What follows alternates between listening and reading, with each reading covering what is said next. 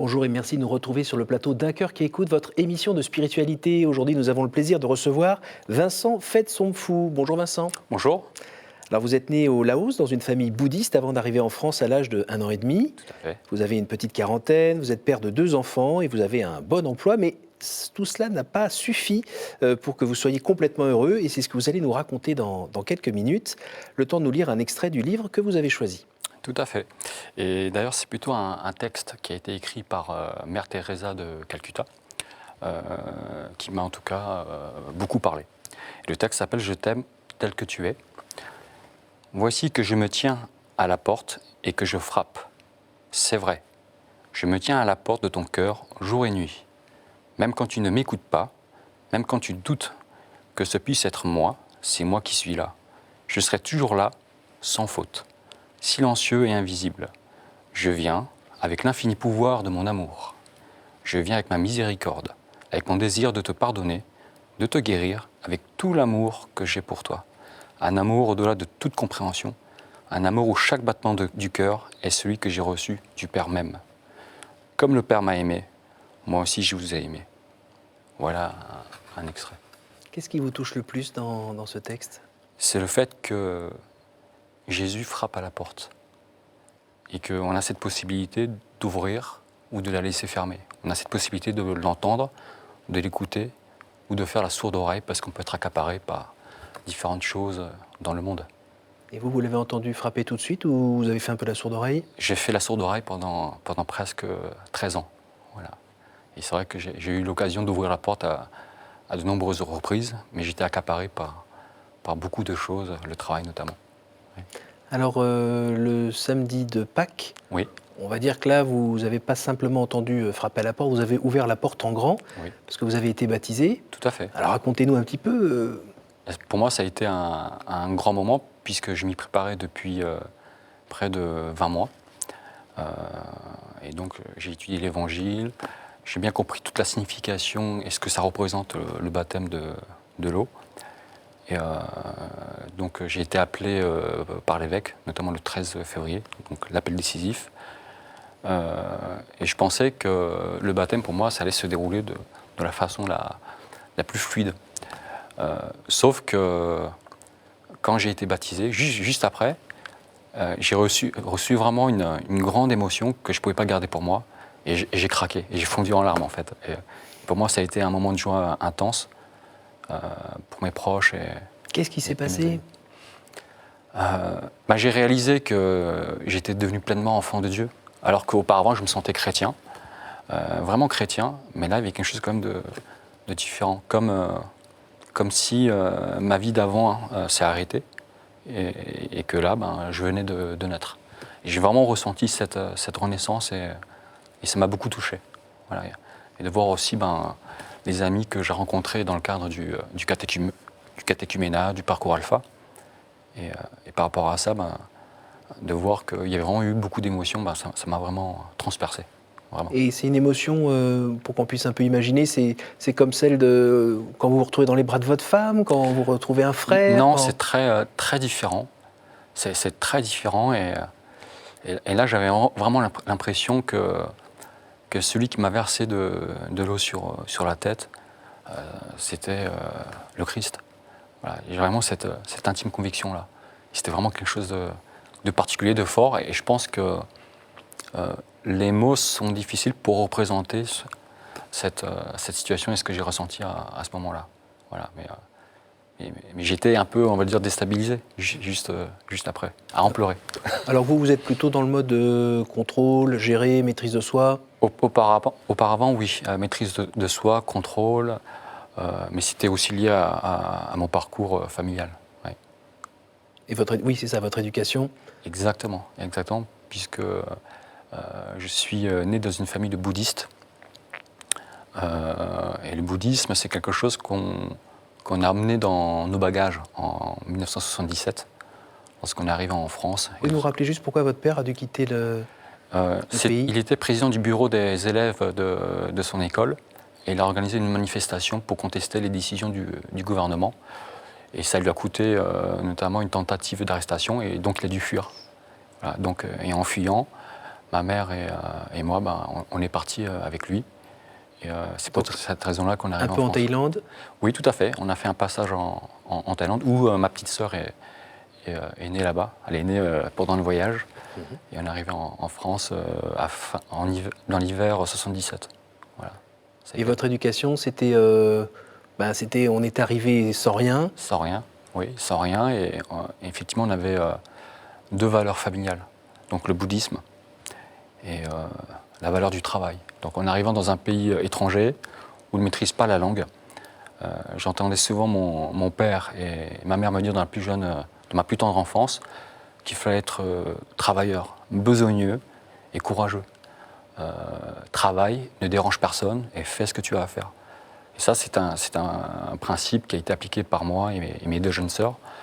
Et donc, on a fait ce qu'il fallait, on a fait des études. Ensuite, j'ai commencé à travailler.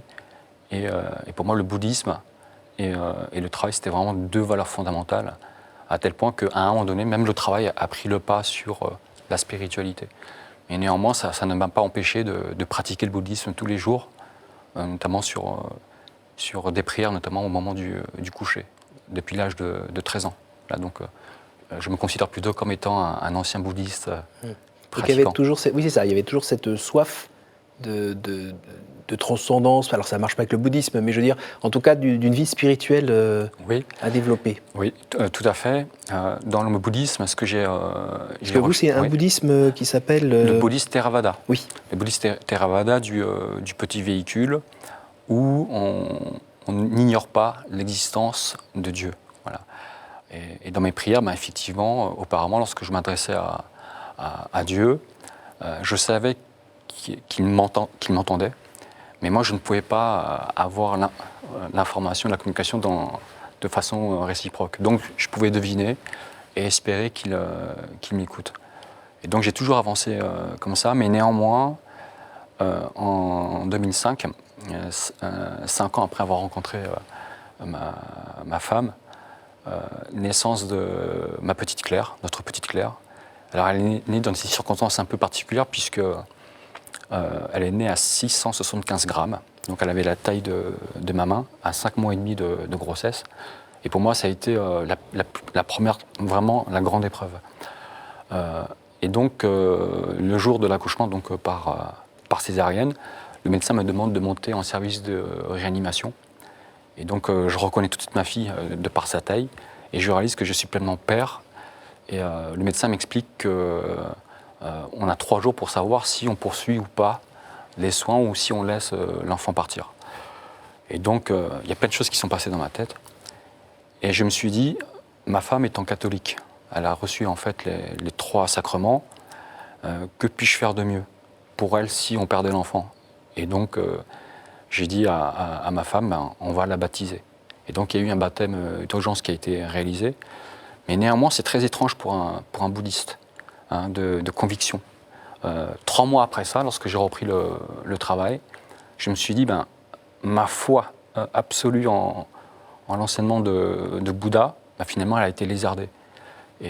Parce que si j'étais vraiment un vrai croyant, je n'aurais pas accepté qu'elle se baptisait, mais j'aurais plutôt fait venir notamment des bonzes voilà, pour la bénir. Alors, est-ce que votre épouse, à cette époque-là, elle était pratiquante modérée ou...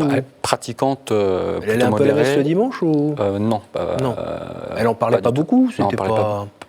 Il y avait un statu quo en fait. Je respectais sa croyance, elle respectait la mienne. Alors elle est chrétienne issue d'un métissage anglais, indien, franco-syrien. Tout à fait. Et africain. Voilà, il y a une... C'est riche. c'est effectivement très... Et donc c'était plus dans sa culture, dans ses principes catholique culturelle. D'accord. Elle est née avec les 2 pieds et les 2 mains dedans. Et moi, j'ai toujours respecté ses croyances, comme elle a toujours respecté les miennes. Et si j'avais accepté notamment de faire baptiser Claire, c'est plutôt dans le sens où moi, j'y crois pas. Mais je le fais pour l'aider dans son deuil, si jamais l'enfant ne pouvait pas survivre. Voilà. Dieu merci, elle est en bonne santé. Oui, elle est en bonne santé. Alors, dans votre vie, il y a aussi un autre moment un petit peu étonnant, c'est que, bon, vous vous posez des questions. On a Oui. bien compris que dans votre éducation, les états d'âme, on n'en a pas beaucoup. Il faut Oui. les mettre sur le côté et avancer. Mais bon, Exactement. apparemment, ça tape quand même à l'intérieur. Ça tape quand même à l'intérieur. Le boulot va bien. Le boulot Ça va avance. bien, ça progresse. Et, Mais bon, oui. ok, on so what, quoi. Il y a quoi après? Exactement. Et c'est arrivé en 2014. J'ai toujours rêvé de faire partie d'un comité de direction d'une très grande entreprise française. Et donc j'ai été débauché pour devenir directeur commercial, notamment d'une filiale qui s'appelle Conseil et Patrimoine.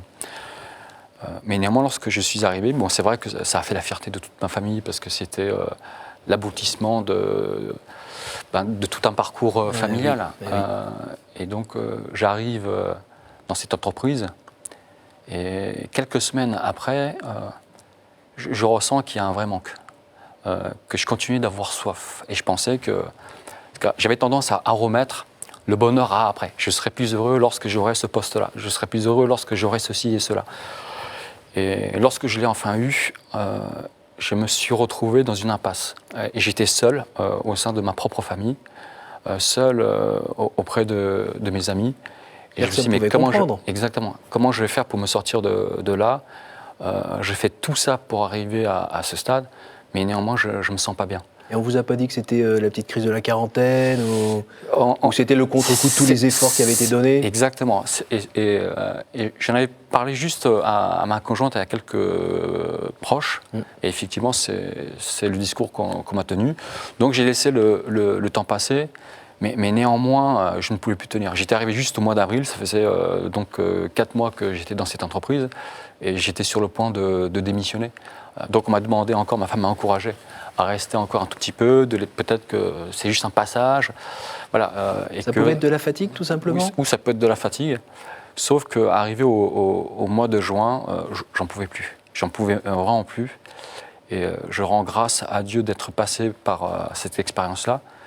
Parce que lorsque j'ai quitté cette entreprise, j'ai expliqué les raisons à ma femme. Elle a parfaitement compris. Elle était même soulagée de me voir un peu plus à la maison. Parce que parfois, pendant 3 semaines d'affilée, c'est à peine si je voyais les enfants. Enfin, quand j'arrivais, elles étaient déjà couchées. Et donc, je quitte cette entreprise et j'avais entendu parler d'un chemin. Et effectivement, à ce moment-là, j'avais besoin de me retrouver seul, de marcher et de réfléchir pour obtenir une réponse qui pourrait répondre à mon bonheur. C'est-à-dire, quelle voie professionnelle par la suite je dois prendre pour être sûr de ne pas me tromper. Et ça, c'était la question qui m'a poussé à aller sur le chemin de Saint-Jacques-de-Compostelle. Et lorsque j'ai pris cette décision-là, 3 semaines après, j'étais parti. Je n'avais pas préparé. Pardon, juste avant de prendre vos chaussures et vos petits pieds, Oui. là où vous en étiez, il n'y avait pas d'autres interlocuteurs avec qui vous pouviez parler de ça? Alors, je ne pense pas votre père, parce que je pense qu'il n'était pas en état de parler. Il n'y avait personne? Je me suis vraiment senti isolé. Seul. Oui, tout à fait, tout à fait. Et d'ailleurs, j'ai demandé à ma femme d'en parler à personne, parce que je voulais être sûr de vraiment partir et d'aller marcher pour méditer, pour réfléchir et de faire le bon choix. Vous avez craint de...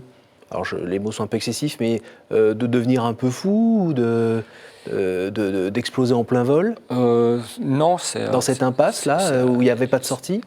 Alors, c'est pas que j'avais peur d'exploser en plein vol, mais j'avais l'impression que j'étais vraiment arrivé au bout d'un chemin et que j'avais marché tous ces kilomètres pour rien.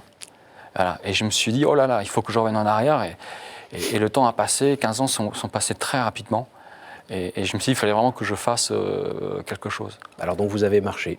Et j'ai marché. J'ai entendu cet appel, parce qu'on dit souvent que le chemin de Saint-Jacques nous appelle. Et c'est vrai qu'à partir du moment où j'ai pris cette décision, j'avais peur de ne pas y aller. Et finalement, c'est un appel qui est devenu irrésistible, à tel point que j'ai pris donc une paire de chaussures, un sac qui au départ pesait 12,4 kilos. Et j'ai commencé ma marche à Saint-Jean-Pied-de-Port, dans le Pays Basque, dans l'espoir de rallier Saint-Jacques-de-Compostelle et de continuer jusqu'à la mer. Donc c'est la partie montagne? Le premier jour, c'était effectivement la montagne et je crois que j'étais un peu trop ambitieux, un peu trop sûr de moi. Et effectivement, ça m'a coûté un ongle pendant cette traversée. Je crois que le premier jour, j'ai dû marcher 10 heures avec beaucoup de difficultés. Je suis plutôt sportif, mais néanmoins mes pieds n'ont pas suivi. Voilà. Et je pense que j'avais peut-être un peu trop d'ego à ce moment-là. Mais quand même, une petite anecdote avant de commencer cette marche. J'étais en train de chercher l'auberge dans laquelle je voulais passer ma première nuit. Donc un véhicule s'arrête à ma hauteur. Je pensais que les gens voulaient chercher leur chemin, demander leur chemin. Et on me balance de l'eau à la figure. Donc j'étais très en colère et très énervé. Mais je n'en ai pas parlé à qui que ce soit parce que je ne voulais pas gâcher, surtout le premier jour où j'allais marcher. Et donc je passe devant une église. Et je regarde donc la statue de Saint-Jacques qui trônait au-dessus, je pense, d'un Porsche. Et finalement, je rentre dans l'église. Alors, je suis rentré dans l'église pas par conviction ou par foi chrétienne, mais parce que je voulais allumer un cierge. Vous savez, les bouddhistes, lorsqu'ils prient, ils allument de l'encens. Donc, j'ai trouvé l'équivalent d'un encens, c'était un cierge, et j'ai prié Dieu, comme un bouddhiste. Et en priant Dieu... On demande, on dit merci? Non, j'ai fait une demande particulière. Et cette demande, c'est particulière, puisque j'allais commencer une marche sur un chemin chrétien. J'ai demandé à Dieu parce que j'ai toujours voulu être proche de Dieu, si la voie chrétienne est vraiment la voie qui permet de mener à Dieu, et ben dans ce cas-là, qu'il se montre. Et c'est ce que je lui ai demandé. J'avais déjà fait cette demande en tant que bouddhiste, mais auparavant, c'était une demande, je te le demande, mais je suis convaincu que c'est le bouddhisme. Et là, j'ai demandé et j'étais convaincu de rien. Et surtout, j'étais, pour la première fois, vraiment sincère. J'ai demandé de tout mon cœur qu'il se montre si c'était effectivement le vrai chemin. Et je me suis vraiment fait tout petit comme un enfant et vraiment, j'avais posé tout mon ego par terre, tout le poids de mes soucis par terre et je me suis complètement abandonné en faisant cette demande. Et ça a commencé comme ça. Voilà. Comment vous expliquez le verre d'eau dans la figure? J'ai lu un livre écrit par Paulo Coelho et il expliquait effectivement son premier jour de marche où il rencontre une difficulté. Et pour moi, c'est comme si c'était une tentative de découragement. Ne va pas sur ce chemin, parce que ça se passera mal chaque jour. Et je l'ai pris sur moi, j'en ai parlé à personne. Mais peut-être qu'aujourd'hui, ces jeunes peuvent voir l'émission et donc sachez que vous êtes pardonnés. Alors, vous avez marché avec vos petits pieds, vous êtes fait un petit peu mal et puis vous êtes allé finalement jusqu'au bout?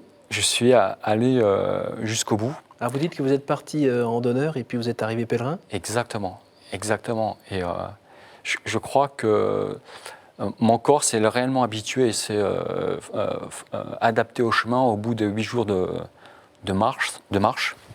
Et j'étais dans un chemin qui descendait, qui montait, au milieu d'une espèce de forêt de pins. Et juste avant, là où j'ai découvert un charnier. Il y a eu des massacres, je ne sais plus quand ça a été fait, mais il y a eu un espèce de pierre pour rendre hommage à toutes ces victimes.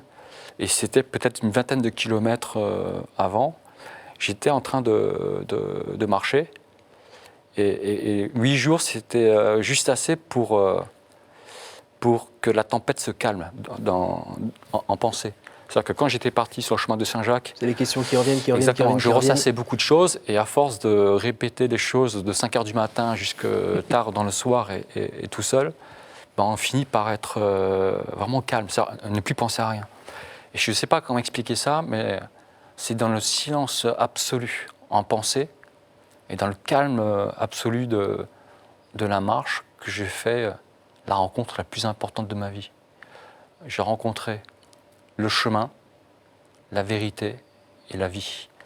Et lorsque j'ai fait cette rencontre-là, je suis incapable de dire d'où ça venait. Si ça partait de l'intérieur, de l'extérieur, du haut vers le bas ou du bas vers le haut.